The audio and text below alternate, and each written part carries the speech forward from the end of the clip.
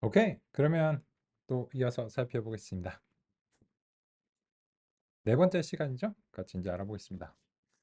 이제 뭐 이런저런 말씀 드렸고, 과정 소개도 드렸고, 제 소개도 드렸고, 인공지능에 대해서 교양 같은 느낌으로도 좀 얘기해봤고, 첫날이니까 그런 점들 살펴봤고요. 그러면 요 헬로 머신러닝에 대해서는 우리가 구체적인 코드로 같이 살펴보겠습니다. 참조하실 코드는 이제 40페이지와 42페이지에 걸친 코드들을 우리가 이제 같이 살펴보게 될 건데요. 여기서 이제 교재에서 제시한 스타일로도 이제 입력도 해보고 또 이제 교재에서 좀 부족하다 싶은 부분도 이제 제시해 드리려고 하는데 대체로 이제 유사하게 이제 보시면 되겠습니다.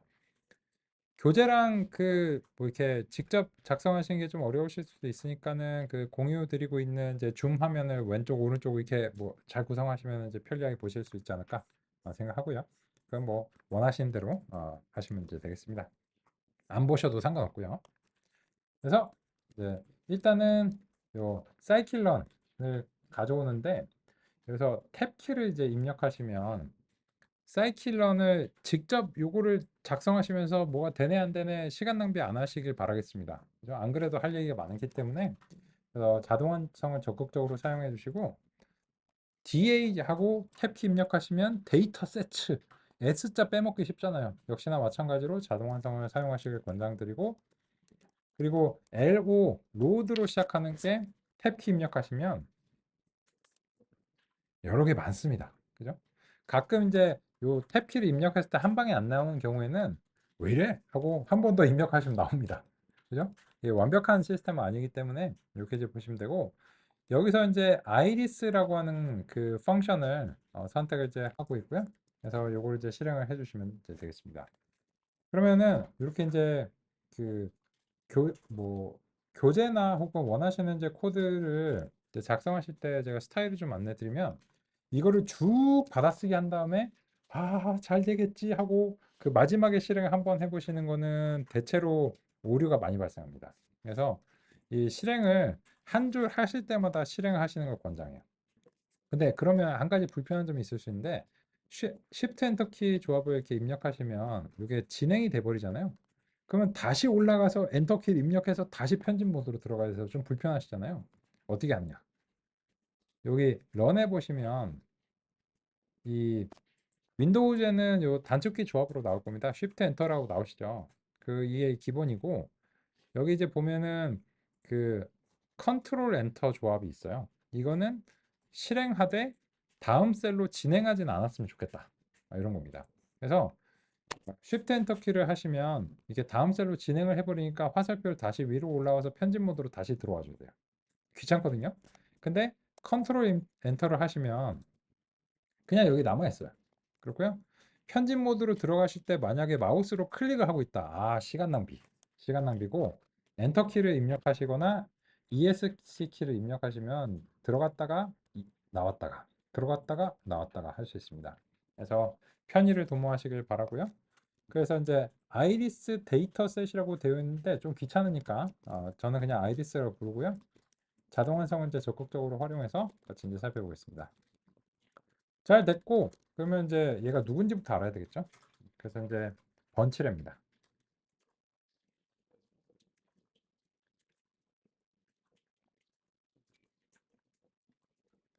이게 뭘 할 수 있는가는 누구인지에 달려 있죠. 따라서 이제 프로그래밍에서는 자료 구조를 어떻게 선택하는가가 아주 중요한 일이다라고 할 수 있습니다.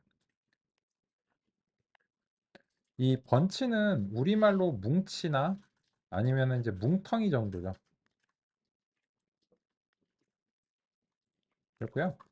그리고 그 혹시 만약에 이제 제가 이제 드리는 해설과 관련해서 메모가 필요하시다 하면은 이런 걸 권장드려요. 셀을 여기에 대해서 뭐 제가 이걸 일일이 다 해드리진 않습니다만 셀을 이제 추가하신 다음에 마크다운으로 바꾸고 본인이 원하는 이제 이런 그 메모를 여기서 직접 하시면 좋으시지 않을까 생각합니다. 그래서 이제 그런 식으로 이제 권장을 드리고요.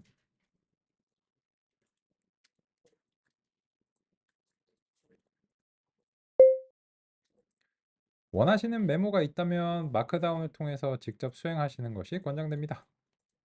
응? 받아쓰기가 안 되네. 줌 때문인가? 하여튼 그렇고요. 그래서 이제 이건 적당히 알아서 하시길 바라겠습니다. 그런데 이 번치라고 하는 것은 이제 파이썬의 사전과 이제 비슷하다고 하니까는 퀴즈 이렇게 이제 보겠습니다. 얘는 파이썬의 사전이랑 거의 유사한데 약간의 플러스 알파가 있습니다. 만약에 그냥 똑같으면 새로운 자료 구조를 만들 필요가 없겠죠. 그래서 그렇고 그러면 사전은 잘 아시다시피 키와 밸류 이런 형식으로 이제 되어 있고요. 이것이 하나의 항목을 구성하죠. 그죠? 그렇습니다. 네. 그래서 그런 이유로 인해서 아이리스 키즈에서 이제 데이터 타겟 프레임, 타겟 네임즈 이렇게 이제 있는데 그러면은 이제 그 교재 순서를 따라서 한번 접근해 보겠습니다. 다음 문제 뭐냐? 하면 요 디스크립션에 접근을 하고 있네요. 같이 이제 보겠습니다. 야, 근데 뭐 오케이 사전이랑 비슷한 거는 뭐 네 말대로 알겠는데 그 플러스 알파는 뭐야? 그거는 이제 차차 얘기를 하기로 하겠습니다. 이제 보시면 아이리스에서 요 디스크립션인데 좋은 소식은 사전의 키도 자동 완성의 대상이에요. 문자열인데 그죠? 고맙죠. 진짜 고맙지. 그래서 이제 디스크립션 이제 사용하시면 이제 되고 요거는 이제 뭐냐? 리드미 파일 정도로 보시면 되겠습니다. 그냥 뭐 말이 그렇다는 거예요. 그래서 이제 리드미 파일이라고 해서 이렇게 이제 보고 그럼 이제 요 리드미 파일이고 뭐 아이리스 플랜트 데이터 셋뭐 이런 식으로 나오는 것을 이제 확인할 수 있습니다. 그죠?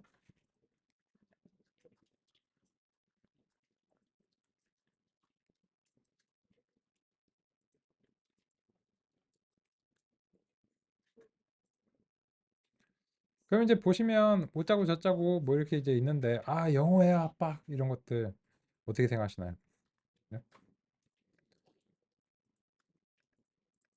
이런 것들은 그 요새는 그냥 이제 이렇게 그 복사를 하셔가지고 뭐 원하시는 이제 부분이 있으면 챗GPT한테 번역을 해달라고 하면 돼요. 예를 들어서 그 보이는 부분만 이렇게 해볼까요? 이렇게 해서 이제 컨트롤 C 해갖고 번역 이렇게 이제 시켜보겠습니다. 그래서 제가 뭐 발번역으로 말씀드릴 필요가 없죠. 그래서 그냥 뭐 이런 번역은 그냥 뭐 너무나 잘 되죠. 이런 번역을 얘한테 시켜도 되고 웹 브라우저도 이거 잘 하잖아요. 그래서 뭐 이런 식입니다. 요거는 관찰하면서 같이 이제 살펴보기로 하겠습니다. 그런데 지금처럼 이 출력이 길면은 스크롤이 불편합니다. 이거 이제 다음 셀을 이제 작성하시는 게 불편한데 그래서 요 왼쪽에 보시면 출력을 이렇게 접어둘 수 있어요. 네? 출력 토글이라고 부르겠습니다. 이제 접어두시고 입력도 혹시 필요하시면 접어두실 수 있어요. 이게 전체적으로 셀 자체를 그냥 접어두시는 것도 가능하거든요. 그래서 알겠는데 이거를 지우고 싶진 않아. 지우고 싶진 않은데 그 필요할 때만 잠깐 펼쳐서 보고 싶다. 이러신 경우에 이렇게 접어두시는 걸 권장합니다. 그럼 뭐 그 얘기 했고. 근데 이 문서에 대해서 우리가 이제 살펴보기 위해서 그 이 데이터셋을 좀 보고 싶은데 그 다음으로는 아이리스에서 타겟 네임즈 라고 하는 것을 이제 하는데 TAR 정도 하고 탭 키를 입력하시면 요 타겟 네임즈 이런 걸 직접 입력하시지 않아도 되겠죠? 그죠? 우리는 요거를 S가 있냐 없냐 이런 걸로 지금 이제 시간 낭비하고 싶지 않습니다. 그래서 이제 보시면 이제 세토사 벌시 컬러 이제 버지니까 이런 이제 값들이 있는 것을 이제 알 수 있고요. 다음 바로 이어서 이제 보겠습니다. 아이디스에서 이제 피처 네임즈를 이제 보겠습니다. 피처 네임즈를 이제 보면은 이제 이렇게 이제 그 랭스 위스 이렇게 되어 있는데 여기서 말씀드리기에 좀 거시기한 부분이 있어요. 이게 한국어로 읽으면 참 곤란한 발음이 됩니다. 그죠? 마음속으로만 읽으시고, 그죠? 이거 한국어로 읽으면 안 됩니다. 마음속으로 읽으시고, 그, 요런 게 종종 있어요. 예를 들어서 인공지능 쪽에서 아주 저명한 그런 그룹이 있는데, 하필이면 약자가 이래요. 그죠? 마음속으로만 읽으셔야 됩니다. 마음속으로만. 그죠? 우리는 사이파라고 읽겠습니다. 사이파. 그죠? 근데 이게 가끔 이제 요 분들이 나와서 자기네 조직 이름을 이제 말하면 깜짝깜짝 놀래요. 이렇게 하는 사람들은 왜 저러시지? 뭐. 그렇고 근데 요거는 이제 어떤 의미인가에 대해서 이제 곧 상의 드리기로 하겠습니다. 그렇고요. 그리고 이제 다음 보시면 이제 제일 중요한 거죠. 그래서 데이터가 뭐냐? 데이터 이제 있고 요 데이터를 이제 한번 이제 보겠습니다. 너무 많죠? 그래서 처음 5개만 출력하도록 이렇게 이제 해보겠습니다.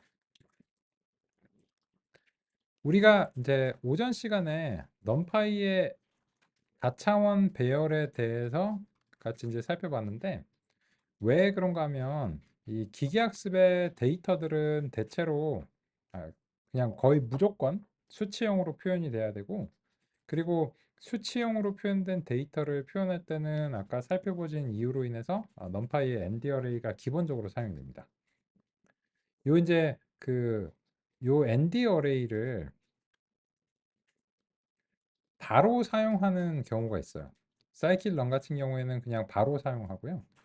그리고 이제 텐서플로우나 파이토치 같은 것들은 요거를 이제 자기들의 독자적인 텐서라고 하는 자료 구조로 변화를 합니다.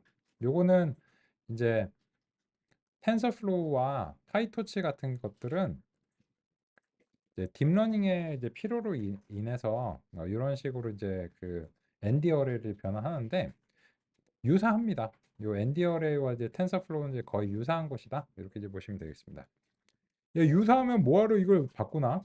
이쪽에서는 저 GPU도 활용해야 되고 저 역전파도 수행해야 되고 하다 보니까는 요 미분이 좀 중요하고 뭐 그렇습니다. 그래서 그런 이유로 인해서 요 NDRA 쪽에서는 이제 다음과 같이 이제 활용은 안 되고 있습니다.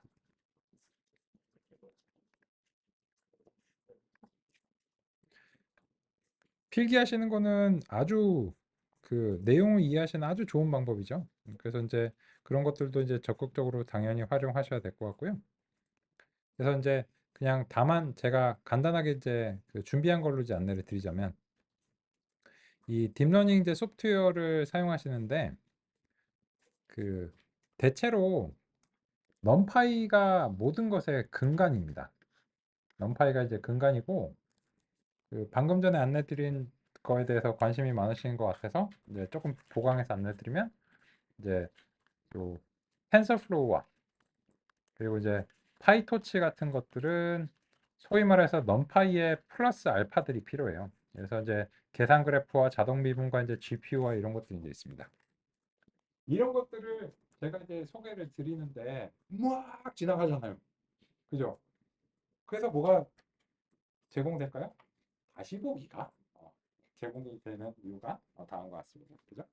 그래서 당연히 뭐 필기하시지 말라는 말은 전혀 아니고요. 다만 이제 야 지나가 버리는데 어떻게 이런 것들 걱정 안 하셔도 된다는 겁니다. 하지만 가끔 제 실수나 혹은 소프트웨어 문제를 해서 정말 가끔 이게 녹화가 잘 안 될 때가 있어요. 그럴 때 대비해서 진짜 중요하다고 생각하시면 필기하시는 게 안전한 방법이라고 생각이 듭니다. 그렇고요.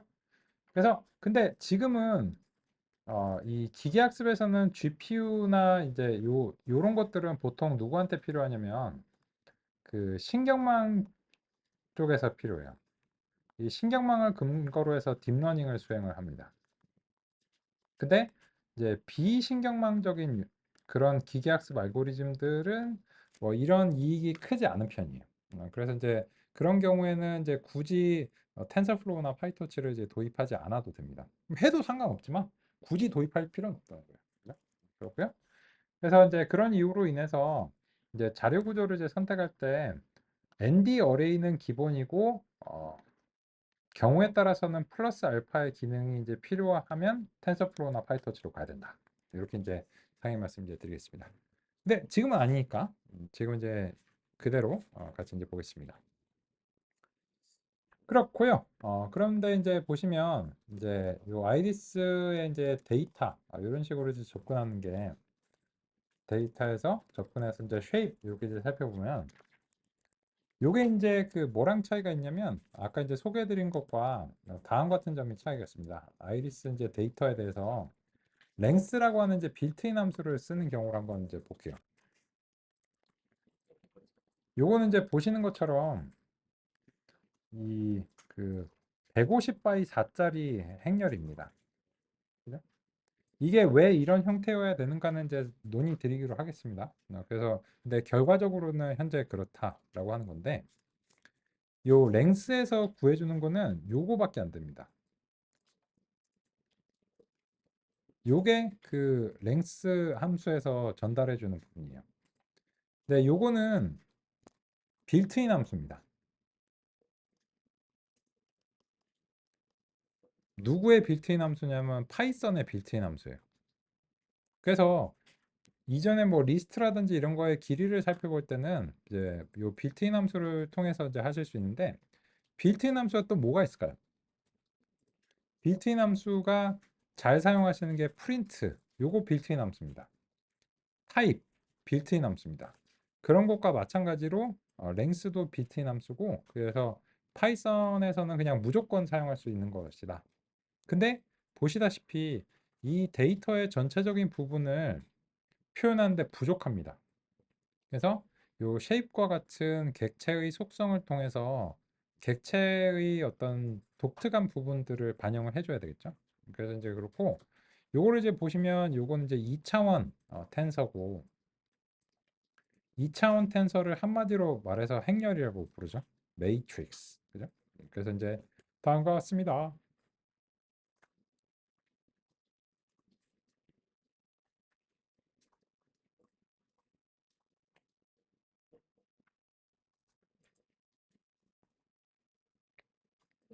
그러면 이제 요점과 관련해서는 음, 제가 이제 준비된 내용으로 조금 말씀드리겠습니다.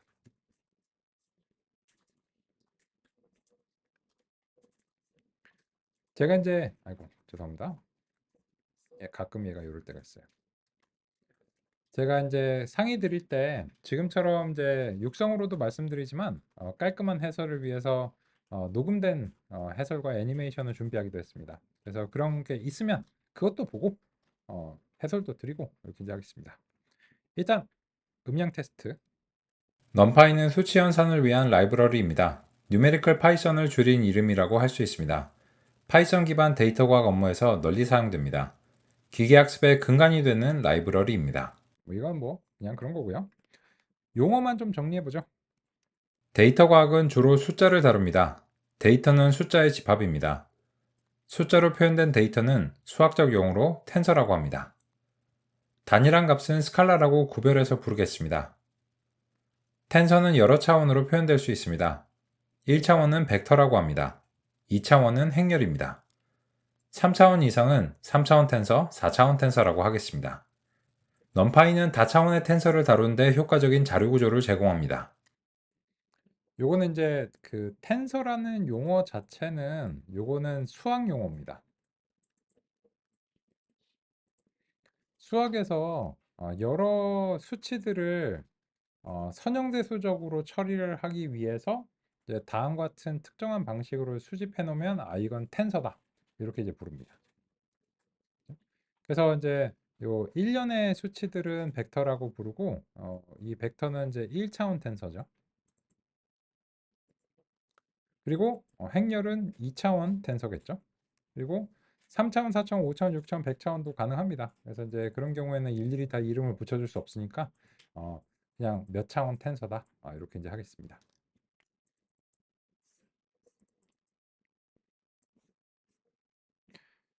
그런데 이런 텐서를 이제 표현하는 이제 자료 구조로서 크게 두 가지가 이제 비교가 된 거죠. 텐서를 표현할 때 파이썬의 표준 자료 구조로는 리스트를 사용할 수 있습니다. 표준 자료 구조는 별도의 조치 없이 바로 사용할 수 있습니다. 리스트의 원소는 어떤 객체든 될 수 있습니다. 유연하고 편리하지만 텐서를 표현하고 조작하기에는 적절하지 않을 수 있습니다. 왜냐하면 어떤 것이든 원소가 될 수 있기 때문에 해당 원소가 숫자라고 가정하기 어렵습니다.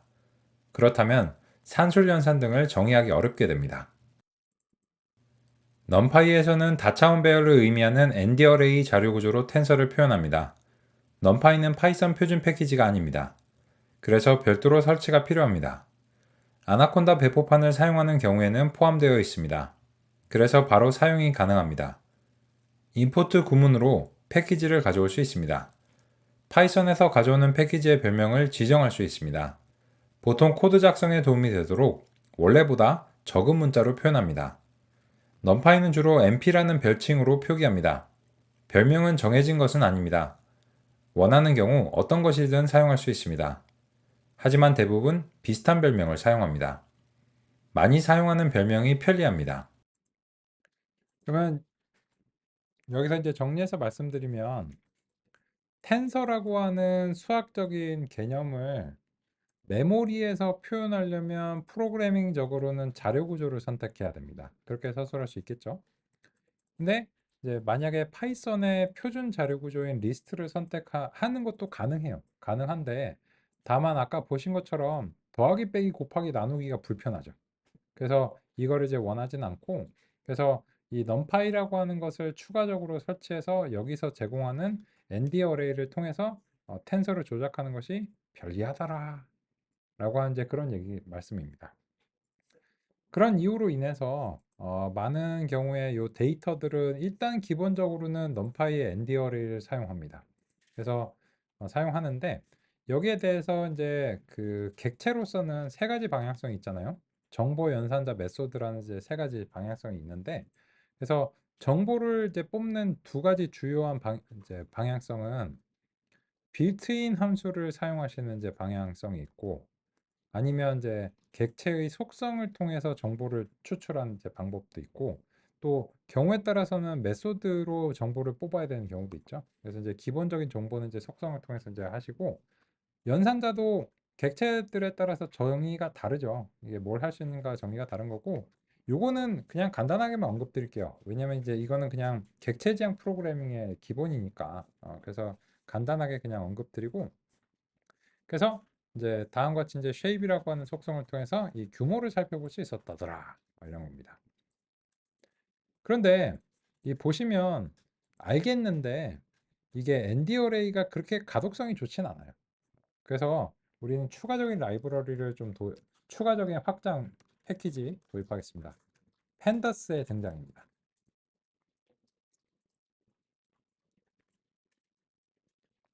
이 펜더스가 이제 제공하는 가치가 이제 무엇인가는 보시면은 자명하다고 생각합니다. 따라란 이겁니다.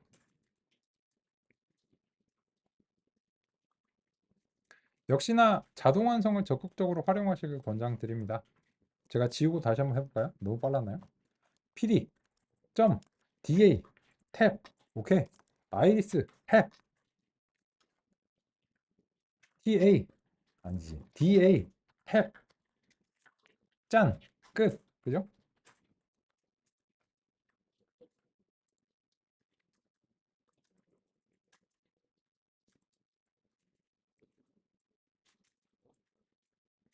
다음과 같습니다. 그러면 이거를 이제 보시면 이 펜다스라고 하는 자료 구조를 왜 굳이 또 추가적으로 도입하는가 그런 점을 느끼실 수 있는데 아직 좀 덜 느끼셨어요. 여기서 이제 여기가 잘 되셨으면 컬럼들을 설정해 보겠습니다. 그래서 아이리스에서 아까 이제 피처 텍스트를 컬럼들로 선택을 해가지고 다시 한번 해보시겠습니다. 그러면 요 발음은 하지 마시고 마음속으로만 읽으시고 아까 이제 확인했던 정보가 다음과 같이 열이 되었다. 열 제목이 되었다.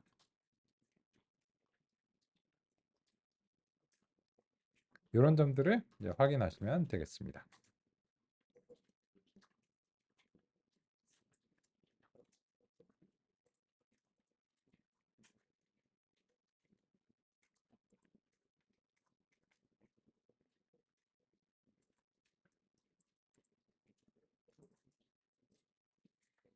이런 거 자동 완성, 그죠?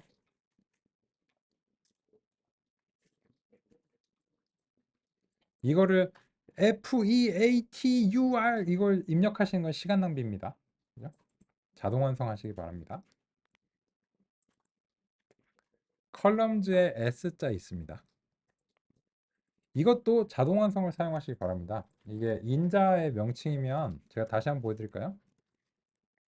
쉼표하고 CO로 하는 거에 컬럼즈, 카피 등등 있는데 컬럼즈 선택하시고요. 아이리스, FE, 탭키, 효율적인 코드 작성. 그죠? 그래서 그 지금 제가 이런 말씀을 2차 드리는 이유가 뭐냐? 키보드 소리가 너무 많이 들린다는 거예요. 키보드 소리가 너무 많이 들리면 아 이거는 뭔가 이걸 직접 입력하시는구나라고 하는 그런 신호라서 시간 낭비가 많다는 거죠. 그죠?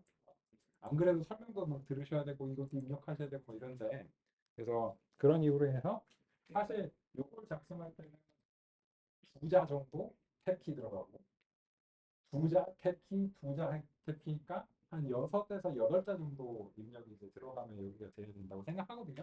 근데 몇 번 권고를 드리지만 나는 그냥 할 거야. 그거 말릴 수 없죠. 그거 말릴 수가 없어.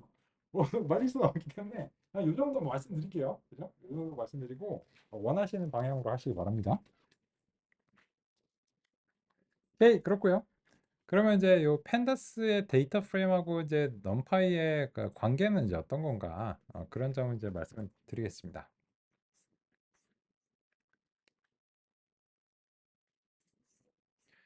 넘파이는 다 좋아요.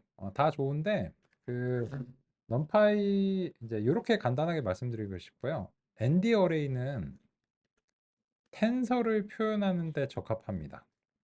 근데 텐서는 뭐 때문에 하냐? 보통 이제 연산의 필요 때문에 텐서로 만들어야 됩니다.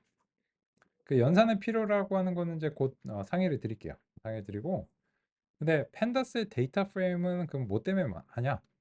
얘는 테이블 때문이에요. 그 정보화 시대의 가장 1등 소프트웨어는 뭐라고 할 수 있을까요? 엑셀이죠. 엑셀. 그래서 그 엑셀이 이제 기반으로 사실 정보화 시대까지 서 있다고 할 수 있는데 그 표 형식은 누구나 익숙하고 누구나 필요로 합니다. 그래서 표 형식의 데이터로 표현하면 갑자기 친숙한 영역이 되잖아요. 그래서 이 텐서는 낯선 영역인데 이거를 2차원의 형식인 경우 1차원이나 2차원 경우에는 2차원의 이제 표 형식의 자료구조를 도입하면 갑자기 친숙한 영역이 이제 되죠. 됐습니다. 그리고 이제 두 번째로는 얘는 그래서 그 조작과 가독성 이런 것 때문에 이제 주로 이제 사용이 되는데 얘네 둘은 이제 별개의 관계가 아닙니다. 여기 이제 넘파이가 많은 것들의 엄마 아빠예요. 그리고 이걸 기반으로 해서 펜다스와 텐서플로우와 뭐 많은 것들이 이제 만들어졌고 그래서 펜다스를 설치하시면 무조건 넘파이가 같이 설치해야 됩니다. 의존성이라고 부르죠. 그래서 이제 그렇고 그래서 그 엔디어리가 안 되는 것도 있어요. 그냥 아예 안 되는 게 뭐냐면 이런 그 색인의 이름을 부여하거나 열의 이름을 부여하는 게 근본적으로 엔디어리는 안 됩니다. 얘는 연산용이기 때문에 그런 거 안 돼요. 그래서 뭐 어디 뭐 그런 걸 이렇게 집어넣냐 이러는데요. 근데 이제 보시면 이제 여기서 이제 데이터 프레임으로 만들면 그냥 표예요, 표. 표고 여기서 이제 열하고 요런 그 엑셀에서 기본적으로 색인이 있잖아요. 그죠? 그래서 이제 뭐 그런 것들을 이제 보실 수가 있고 그러면 얘를 이제 뭐라고 부를까요? 그 요 상위들의 이유로 인해서 의미를 반영해서 붓꽃표 정도로 부를까요? 그래서 이제 붓꽃표고 요 이제 출력을 이제 이렇게 이제 하시면 되고 이거를 출력하실 때 그 프린트문을 이제 하실 수도 있어요. 혹시 원하시면 프린트문을 하실 수도 있는데 이게 보시면 그 열등합니다. 그죠? 프린트문의 그 품질이 더 열등한 경우도 있어요. 그게 무슨 말인가 하면 이 주피터랑 그 펜다스가 서로 친합니다. 그래서 이제 주피터라고 하는 지금 현재 코드 작성 환경하고 요 펜다스랑 서로 친해요. 그래서 오 친구야 이러는 겁니다. 그래서 이제 이 객체를 그냥 넘겨주면 주피터가 HTML 표 형식으로 만들어줍니다. 서로 알고 있어서 그래요. 모르는 애한테 이렇게 해줄 수는 없거든요. 그래서 이제 알고 있는 애니까 편리하고 보시면 이게 그 중간에 내용이 생략이 돼요. 이건 이제 왜 그러냐면 이 주피터에서는 진짜 데이터를 다 그 출력해 버리면 이게 뭐 1기가나 1테라짜리 파일일 수도 있잖아요. 그래서 이게 자동으로 이제 생략이 됩니다. 야, 근데 내가 진짜 다 보고 싶으면 어떻게 해? 그럼 실제 데이터를 보셔야죠. 그죠? 그러면 그 실제 데이터를 어디서 봐? 파일로 저장하실래요? 그죠? 그래서 이제 to CSV로 iris.csv 이런 식으로 이제 저장하는데 그 불필요한 것들을 좀 제거하기 위해서 요 색인 값은 이제 저장하지 않고 인코딩도 UTF 파일로 지정하겠습니다.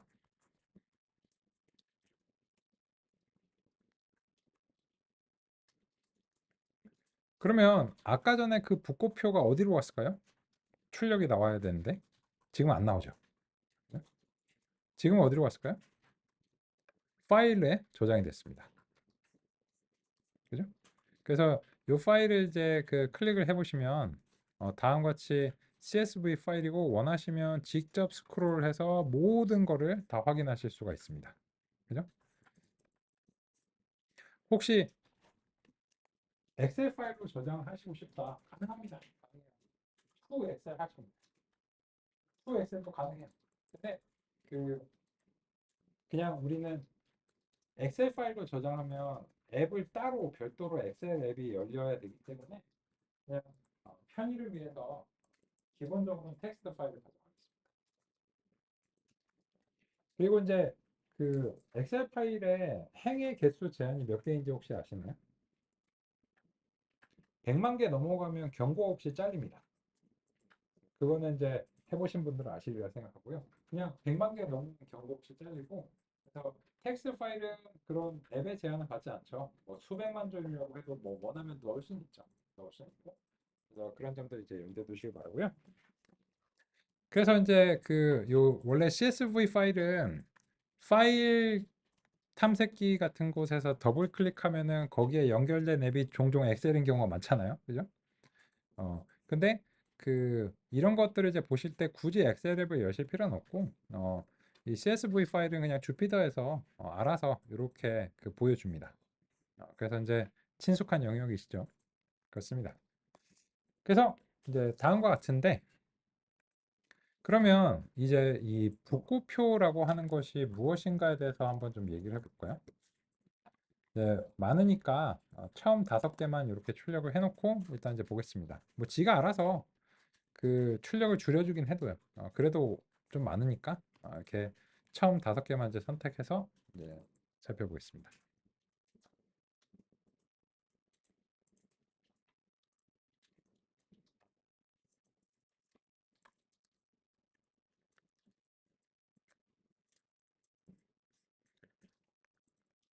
지금 이제 활용하고 있는 것은 이제 펜더스의 이제 데이터 프레임이라고 하는 이제 자료 구조고요.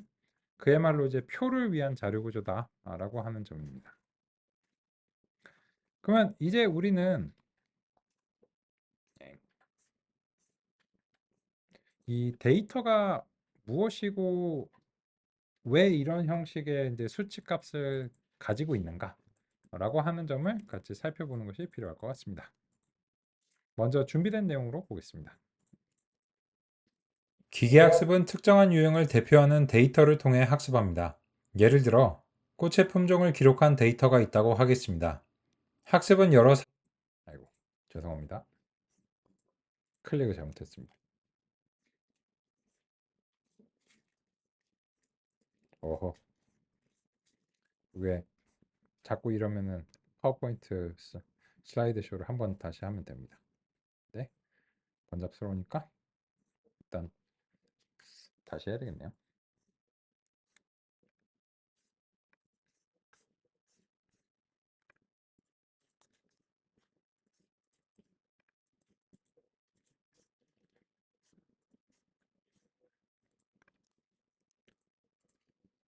같이 보겠습니다. 기계학습은 특정한 유형을 대표하는 데이터를 통해 학습합니다. 예를 들어 꽃의 품종을 기록한 데이터가 있다고 하겠습니다. 학습은 여러 사례를 바탕으로 합니다. 그래서 어떤 꽃의 품종을 학습하기 위해서는 여러 표본이 필요합니다. 현재의 경우에는 여러 꽃들이 그러한 표본이라고 할 수 있습니다. 기계학습에서는 표본을 잘 수집하는 일이 중요합니다. 표본들은 특징으로 표현될 수 있습니다. 어떤 품종의 특징을 다른 것과 구별하기 위해서 충분한 특징을 적절하게 정하는 것이 중요합니다.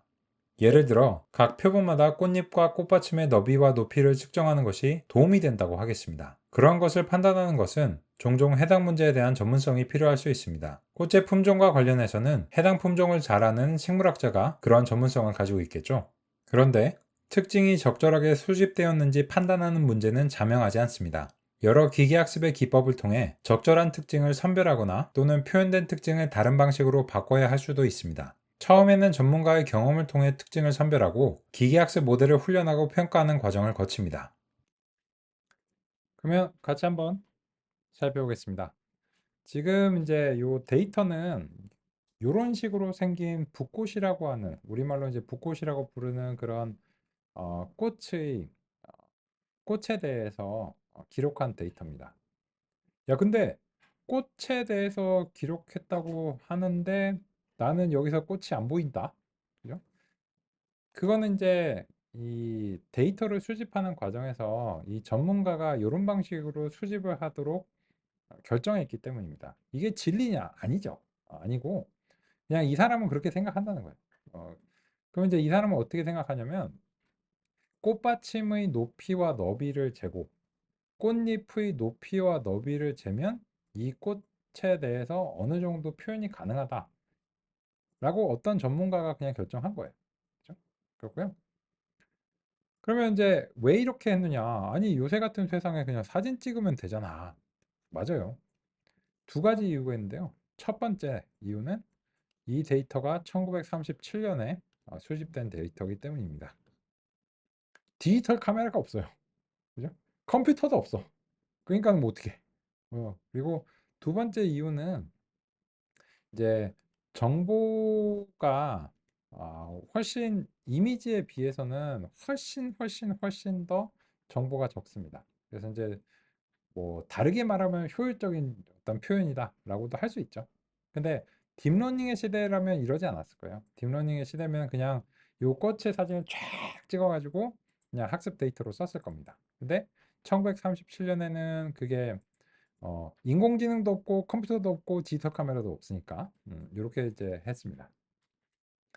그럼 이제 여기 보시면 아까 이제 그 우리말로는 발음이 좀 거시기한 요게 이제 꽃받침이랍니다. 사전 찾아보시면 요거는 이제 꽃잎이랍니다. 그렇고 높이와 너비 이렇게 되는데 그러면 이렇게 서술을 해볼게요. 어느 꽃이라고 하는 표본이 텐서로 표현이 된 겁니다. 이렇게 이제 얘기해 볼게요. 기계학습의 용어라면 이렇게 얘기를 해야 됩니다. 근데 요 텐서는 수집하는 방식 등에 따라서 지금으로서는 1차원 텐서인데 만약에 이미지였다. 이미지는 바로 텐서가 되는데요. 이런 경우에는 높이, 너비, 색상 채널을 해서 3차원 텐서로 표현이 됩니다. 그래서 이 경우에도 텐서고 이 경우에도 텐서인데 얘는 이제 이런 식으로 해갖고 1차원 텐서로 표현하기로 전문가가 결정한 거예요. 그러면 그런 표본이 한 개를 가지고서 붓꽃 전체에 대해서 알 수는 없잖아요. 그래서 사례가 필요하죠. 그래서 이제 여러 사례들을 이제 수집했는데 그런 사례의 집합을 뭐라고 부를까요? 그래서 이 표본 하나하나를 1번 표본부터 S번 표본까지 있다라고 이렇게 표기를 해볼게요. 왜 X를 쓰느냐? 그것도 이제 그 상의 드릴 예정인데 첫 번째 표본, 두 번째 표본 이렇게 여러 개의 표본이 있어야 이런 것들은 데이터 집합이라고 합니다. 그리고 기계학습에서는 임의의 이런 각각의 표본들을 종종 데이터 포인트라고도 하는데, 이거는 사람마다 말이 달라요. 샘플이라고 부르고, 어떤 사람은 이제 옵저베이션, 관찰이라고도 이제 부르고, 뭐 이제 다양한 용어가 이제 사용이 됩니다. 어쨌든 저쨌든지 간에 우리는 이제 어, 다양한 이제 데이터가 있어야 데이터를 기반으로 이제 학습하는 게 이제 가능하기 때문에 이런 이제 데이터 포인트를 이제 수집을 했습니다. 그러면 이제 이 데이터가 뭔지는 아시겠죠? 그래서 이제 그런 이유로 인해서 꽃받침의 높이와 너비가 5.1, 3.5고 꽃잎이 1.4, 0.2구나. 그건 알겠어요. 알겠는데, 근데 이거 이제 뭐해? 그죠? 그래서 우리는 이제 목표가 필요합니다.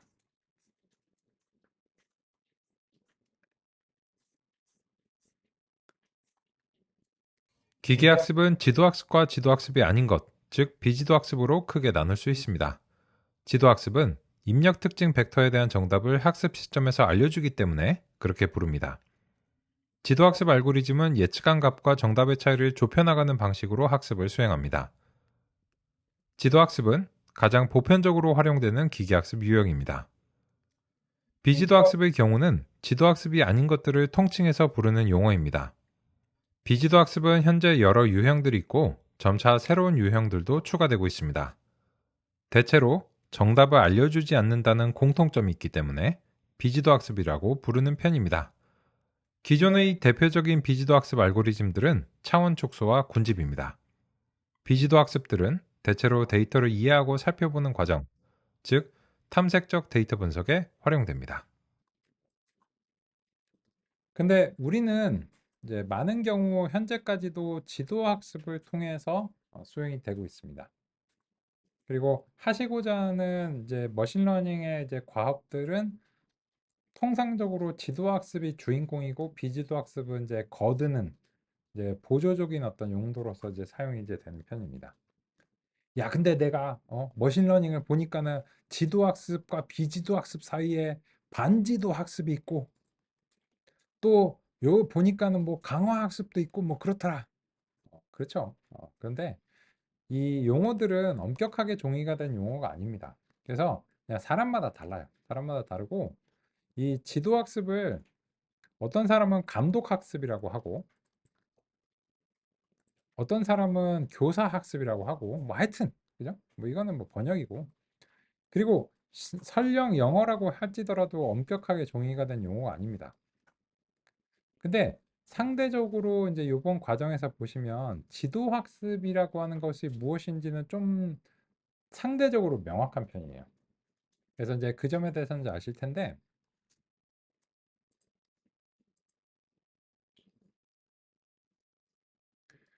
학습 알고리즘으로 현재 분류되는 것들이 지도 학습이 무엇인가는 사람들이 그건 뭐 대체로 지도 학습이라고 나도 동의한다 이런 경우가 많은데 요 밖의 영역에 대해서는 논쟁이 많아요. 그죠? 그래서 이 지도 학습이 아닌 것들은 그냥 몽땅 일단 비지도 학습에 넣고 봐야 된다.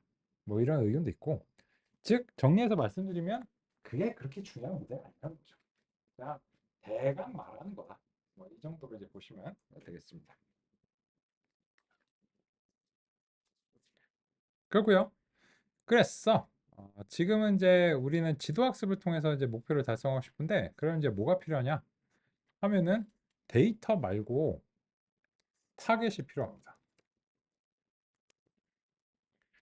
지금 이제 제가 보여드렸지만 임의의 시점에서 그 새로운 셀을 중간에 삽입하는 게 얼마든지 가능합니다. 그래서 이제 얼마든지 새로운 셀을 이제 가능하고 그래서 타겟이라고 하는 것을 이렇게 이제 보시겠습니다. 그럼 이제 0하고 1하고 이렇게 많아요. 그죠?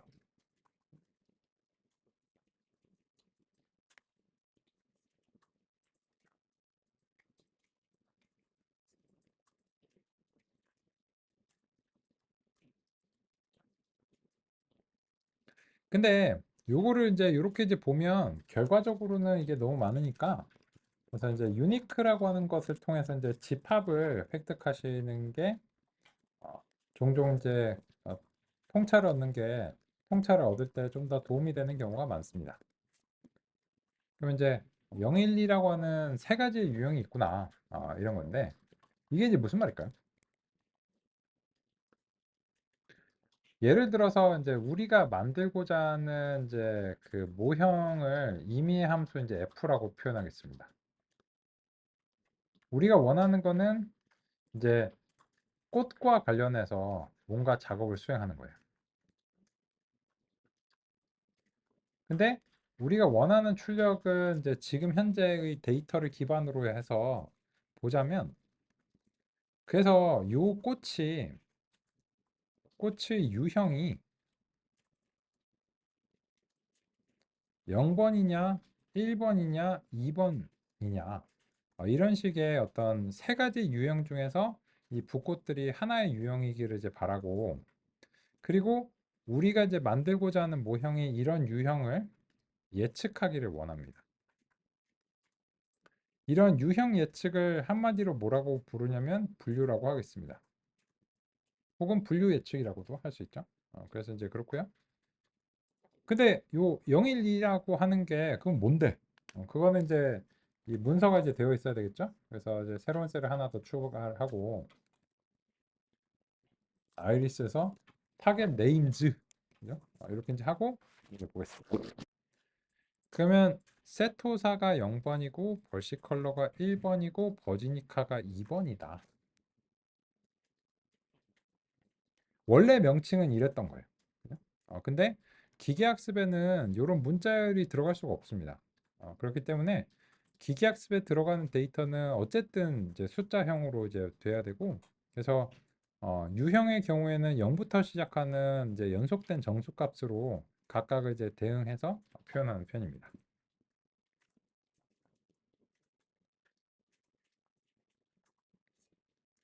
근데 이제 이런 정보를 그 표 형식에 이제 그 다 반영해 주면 좋을 것 같습니다. 그래서 이제 여기서 이제 보시면 이제 잠시 요 CSV는 잠시 그 주석 처리를 하고요. 요 아래에 있는 셀과 좀 이제 합치고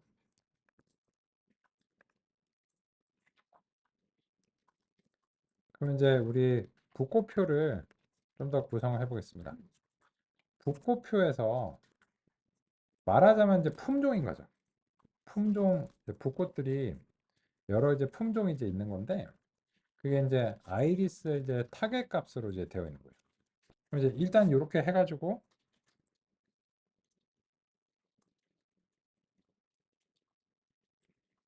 이렇게 보겠습니다.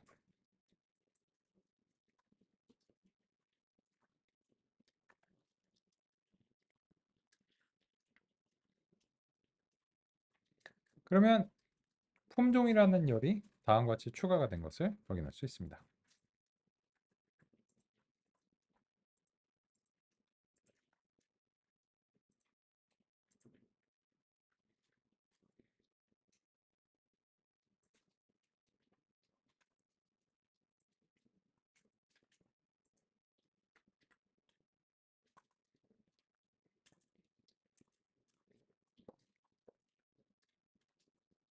그런데 이제 보시면 이 품종이 0번, 1번, 2번으로 되어 있으니까 이게 그 측정된 값인지 아니면 세토사 버시컬러 버지니카를 그냥 0번, 1번, 2번으로 하기로 한 건지 알 수가 없잖아요. 그죠?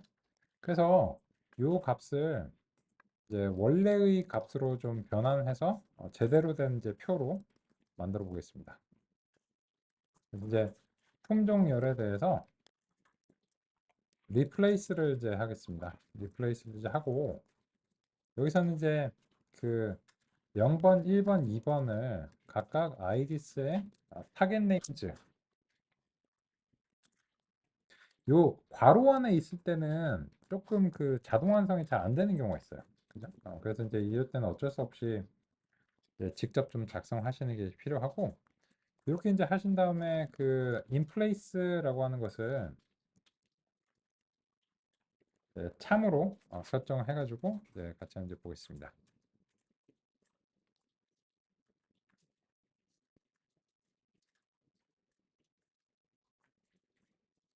요 인플레이스에 대해서는 이제 지금은 되는데 좀 경고가 발생하거든요. 지금은 되지만 이제 미래 시점에서는 안 될 수 있으니까 그래서 그냥 경고를 없애기 위해서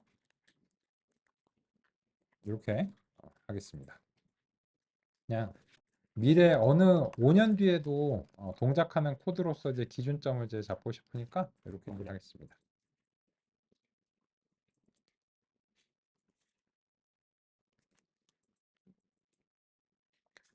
그러면 이제 요 리플레이스는 보시면 요 리플레이스 API는 비포 애프터라고 보시면 됩니다. 기존의 0번, 1번, 2번을 세토사 버시컬러 버지니카로 이런 식으로 이제 그 변환을 하고 싶다. 다음과 같이 이제 제시를 했고 이렇게 이제 제시를 하시면 이제 전체 정보가 하나의 이제 표로 합쳐졌다는 사실을 알 수 있습니다. 오케이, 이번 시간은 여기까지 살펴보겠습니다.